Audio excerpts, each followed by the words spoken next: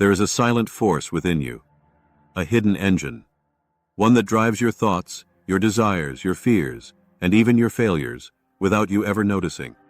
You don't see it, but it shapes your entire reality, your relationships, your habits, your identity, and unless you confront it, it controls you. This is the power of the unconscious mind.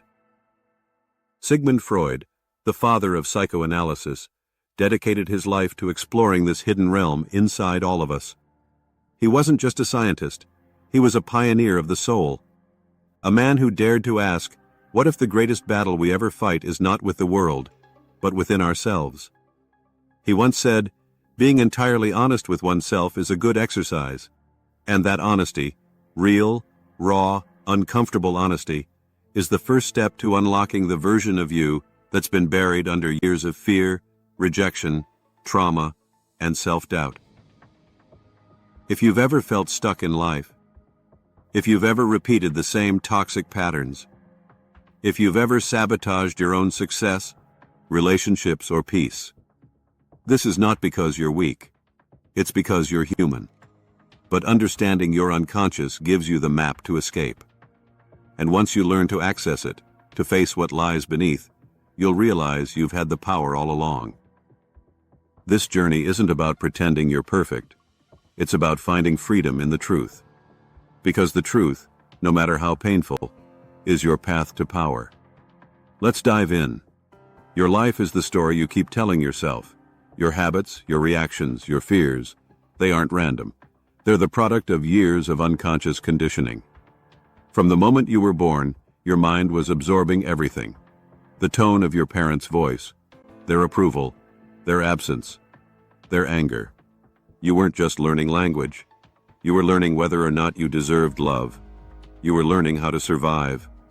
And so your unconscious built defenses. It created patterns. Some protected you, others limited you. Freud believed that the mind is like an iceberg. The conscious part, what we think we know, is just the tip above the water. But the massive structure underneath, unseen and ignored, holds the real power. He said, we are never so defenseless against suffering as when we love.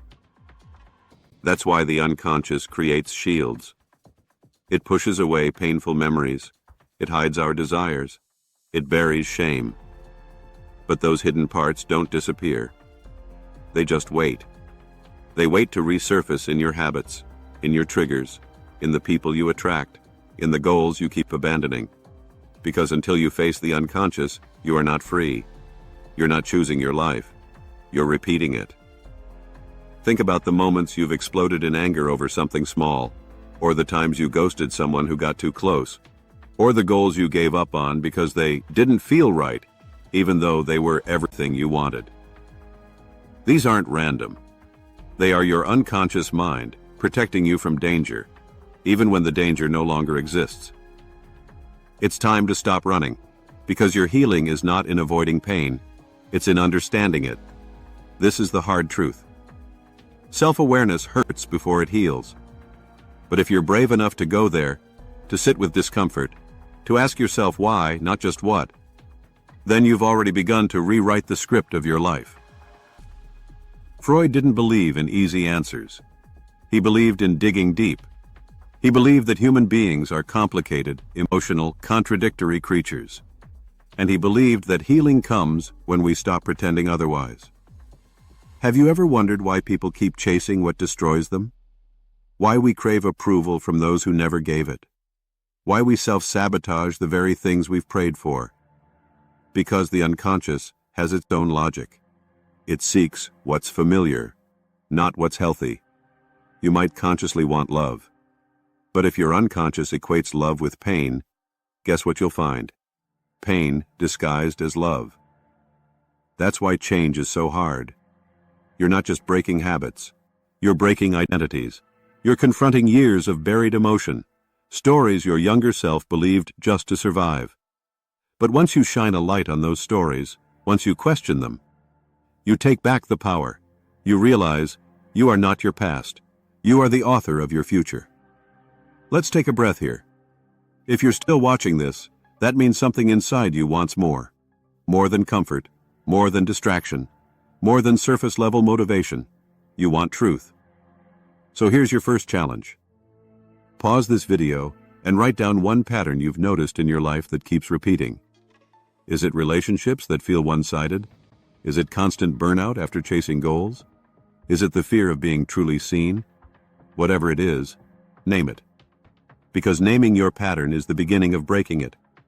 You're not broken. You're layered. And each layer has a message. Freud said, "Out of your vulnerabilities will come your strength." Let that sink in.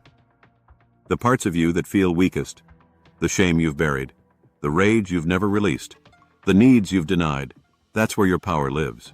But only if you face it. Only if you stop running. Only if you decide that your past may have shaped you, but it does not define you. Now let's go deeper. Freud introduced a concept called repression. The idea that we push painful or unacceptable thoughts into the unconscious to protect ourselves.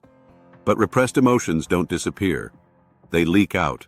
In sarcasm, in jealousy, in anxiety, in dreams, in procrastination, in addiction. That's why self-control isn't always enough. You can't just willpower your way out of a wound. You have to heal it, and healing begins with acknowledgement. What are you repressing? What part of yourself have you labeled too much, too needy, or too broken? What part of your truth have you buried just to fit in?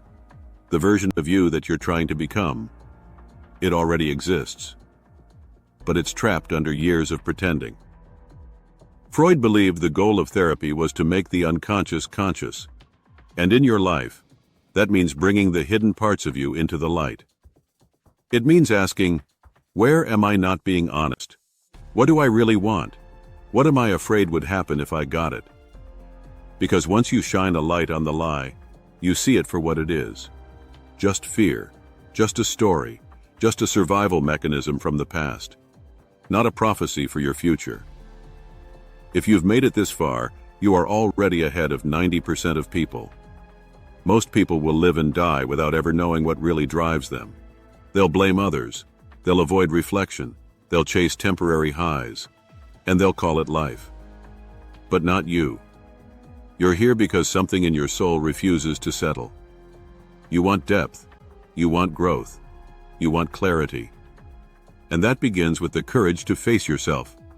This script is not a magic pill. It's not a motivational soundbite. It's a mirror. And you get to choose what you see. Do you see someone lost, or someone waking up? Someone wounded, or someone healing? Someone trapped, or someone breaking free? It's all in how you tell your story. Freud said, most people do not really want freedom, because freedom involves responsibility, and most people are frightened of responsibility. But not you. Not anymore. Because the pain of staying the same is finally greater than the fear of change. So what does it actually look like to reclaim your freedom? It starts with this. You begin choosing your responses instead of reacting from your past. You pause before exploding. You reflect before running. You stay present instead of escaping. It won't be easy. It won't be pretty. But it will be worth it. Every time you stop and ask yourself, why am I really doing this? You weaken the chains of your unconscious patterns. You take back your mind. You take back your choices. You take back your life. Because self-awareness is not just a mental exercise, it's a revolution. You stop letting fear dictate your boundaries. You stop letting childhood wounds pick your partners. You stop letting buried shame make your decisions. You rise above the noise and become the architect of your own life. That is power. Now let's talk about one of Freud's most controversial yet profound ideas, that we are, at our core, driven by desire.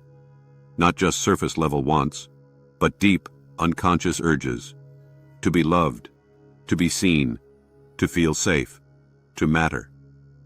And when those desires are unmet, we find ways to fill the void, with success, with validation, with control, with distraction. But here's the catch.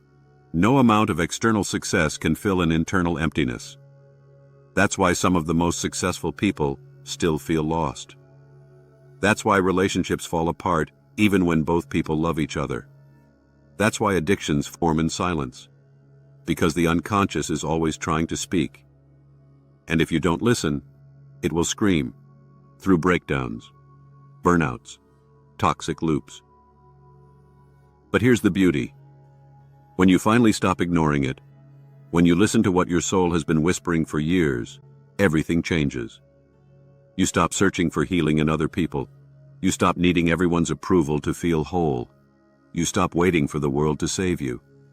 You realize it was always you. And yes, this kind of inner work takes courage, because it means sitting in silence long enough to hear your real voice again. It means asking questions you've avoided for years. It means feeling the grief, the anger, the guilt, the need, all the things you were told were wrong or weak. But here's the truth. Feeling doesn't make you weak. Avoiding does, because you can't selectively numb emotions. If you numb pain, you numb joy. If you suppress anger, you suppress passion. If you avoid grief, you avoid love. To feel fully is to live fully. And Freud understood this deeply. That emotional repression leads to emotional distortion. That unhealed wounds become unconscious prisons. And that the real work isn't fixing yourself, it's feeling yourself. So here's your second challenge. Sit with one feeling you've been avoiding, just for a moment. Don't run from it. Don't rationalize it. Just let it speak. What does it want you to know? Maybe it's a childhood version of you still waiting to be heard. Maybe it's a buried truth you've never spoken aloud. Maybe it's a longing you've ignored because it felt too dangerous to admit. Whatever it is, let it surface. You'll be shocked how much clarity you gain once you stop lying to yourself. Let's shift for a second, because while Freud emphasized inner reflection, he also believed deeply in transformation. He believed that by understanding our inner world, we could live more freely in the outer world, that we could love more honestly, work more meaningfully, create more authentically. You were not meant to live on autopilot. You were not meant to keep chasing the same highs and hitting the same lows. You were not meant to carry the burden of silence. You were meant to evolve, to uncover, to transform, to rise. And transformation isn't always loud. Sometimes it's quiet. It's choosing not to text that person back. It's waking up early and sitting with your thoughts. It's saying no when your old self would have said yes. It's listening to your body. It's honoring your truth. It's trusting your gut again. It's reclaiming the parts of you that you gave away just to feel loved. Freud said, "One day, in retrospect, the years of struggle will strike you as the most beautiful. Because those years, those battles, those tears, they were the crucible that made you conscious." Let's come back to you. If you've been watching this far, it means something within you is ready. Ready to stop repeating, ready to stop pretending, ready to rise. So here's your second call to action. Take one step, today, toward your healing. Book the therapy session. Start the journal. Have the hard conversation. Unfollow the toxic account. Take the walk. Take the breath. Take the pause. Don't wait for the perfect moment. Start now. Start scared. Start messy. But start, because momentum is magic. And once you begin the journey inward, the external world will begin to reflect your transformation. You've learned something powerful today. That you are not your thoughts, not your past, not your pain. You are the awareness behind it. You are the soul who dares to look within. You are the warrior who faces the chaos, not with fear, but with curiosity. You are the light that refuses to be hidden by trauma, rejection, or shame. Freud taught us that everything repressed eventually returns. But when it returns with awareness, it returns as wisdom, as strength, as clarity, as power. And that's what you're stepping into now. Take a deep breath. Let it all sink in. This journey of self-discovery isn't about fixing yourself. It's about remembering who you were before the world told you to be someone else. It's about reclaiming your story, not as a victim, but as a conscious creator. Yes, you were hurt. Yes, you were misunderstood. Yes, life has been unfair. But now, you have the tools.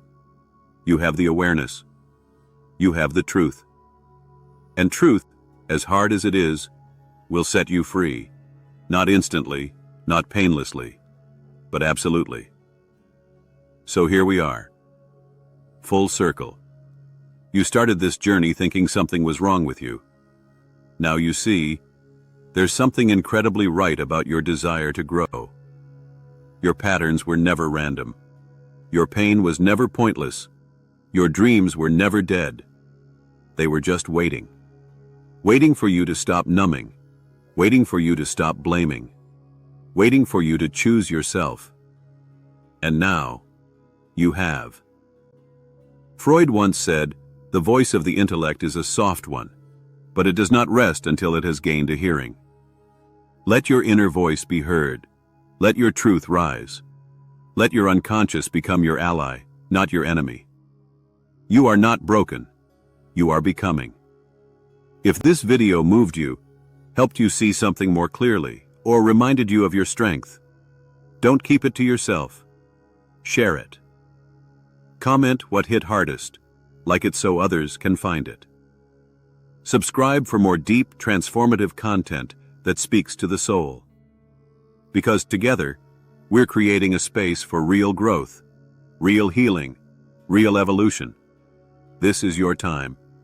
This is your truth. And this is just the beginning.